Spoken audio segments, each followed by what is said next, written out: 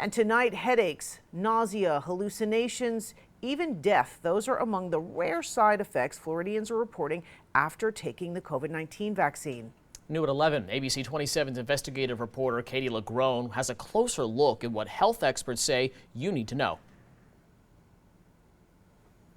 With just mild symptoms to show following his first dose of the COVID-19 vaccine, soreness in the arm. Michael Whitworth expected little after the second. The second dose, that was a completely different story. 2 hours after the shot, The symptoms continued to get worse in the arm. The pressure became quite severe in my arm, and I couldn't really move it at all. by hour 10, Low-grade temperature with shaking, chills, rigors.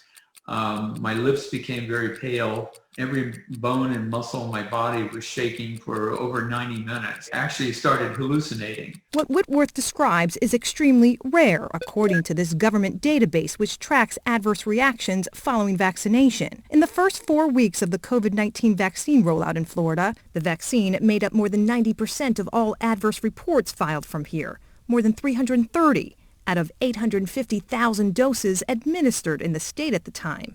That's less than 0.04%. Yes, that's relatively low. USF Epidemiology Associate Professor Dr. Jason Salimi. It's an early warning system. You shouldn't look in this database, and if you see 300 instances of adverse events, I wouldn't get worried, right? The idea is so that if on a population level, we keep seeing the same kind of adverse event that we wouldn't expect over and over and over again, it should then prompt scientists to dive deeper into that. The most common reports included chills, fatigue, and dizziness. Females reported more than 3 times males.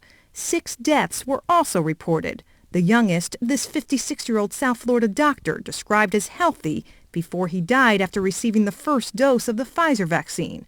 His death is under investigation. We don't say that these adverse events are specifically tied to the vaccine. We just know that they happened after a person was vaccinated.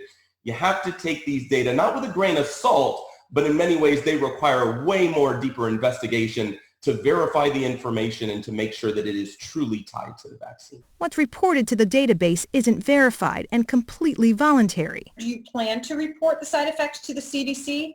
I probably will. I think hallucinations are kind of important. For Michael Whitworth, it's more than personal. I take care of COVID patients. Many of them, I'm intubating them. He's a medical doctor who's now experienced the side effects of the vaccine and continues to witness the reality of the disease. They are in a horrific situation.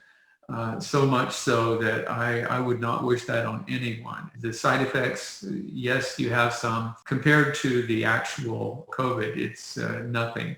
This database is constantly updating, and now the CDC has come up with a phone app to make it easier for you to report.